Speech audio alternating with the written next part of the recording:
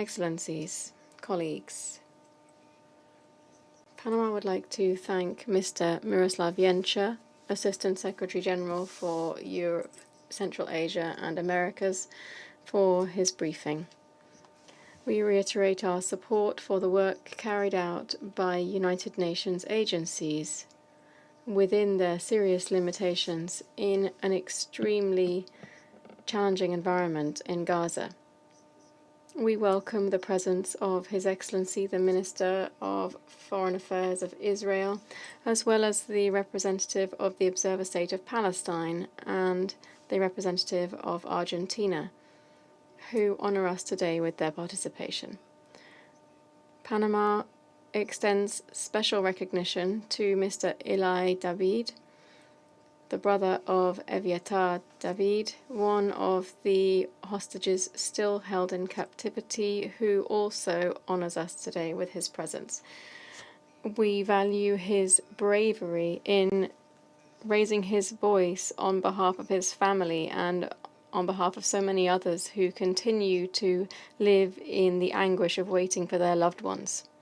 To you and to all of the families of the hostages, Panama conveys its solidarity and respect.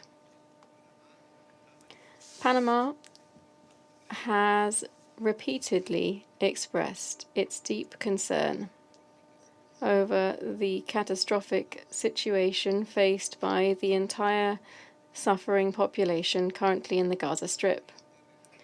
The sad reality endured by the hostages since the inhumane attacks on the 7th of October, of which it is estimated that at least 50 individuals remain in captivity, and around 20 of whom are believed to be alive, continues after 669 days still in the hands of Hamas. This constitutes an extreme manifestation of deliberate cruelty, which we have strongly condemned in this chamber and which we today condemn once again. The actions of Hamas towards the hostages, including the deprivation of food, prolonged isolation, the sadistic use of these as instruments of pressure and propaganda, and even the forced dissemination of videos, amount to a calculated attempt to break their will and to intimidate. They represent a violation of international humanitarian law.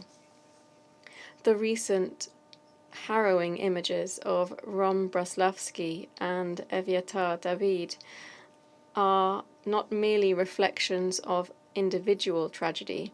They are irrefutable evidence of the degrading, cruel and intolerable treatment to which Hamas has subjected all hostages for nearly 2 years, evoking painful memories of a history that should never have been repeated.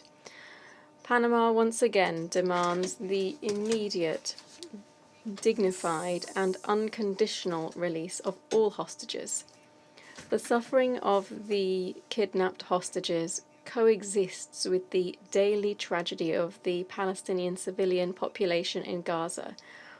All individuals in the Strip are bearing the consequences of Hamas's extremist and deliberately cruel actions, having chosen to inflict pain rather than seek solutions.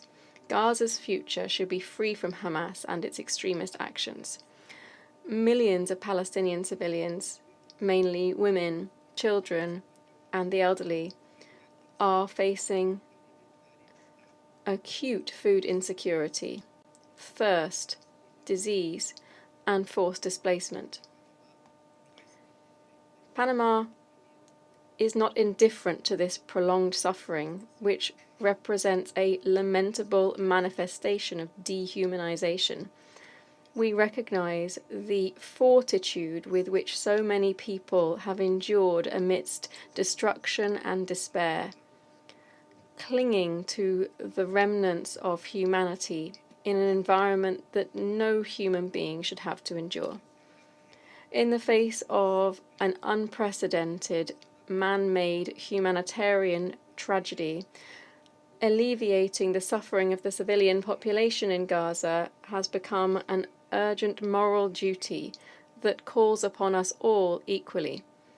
We urge that vital resources should reach those who need them most. Therefore, Panama insists that every humanitarian effort must be made to complement and strengthen existing humanitarian mechanisms. The United Nations agencies operating on the ground, alongside other humanitarian partners, represent an essential resource in the international response.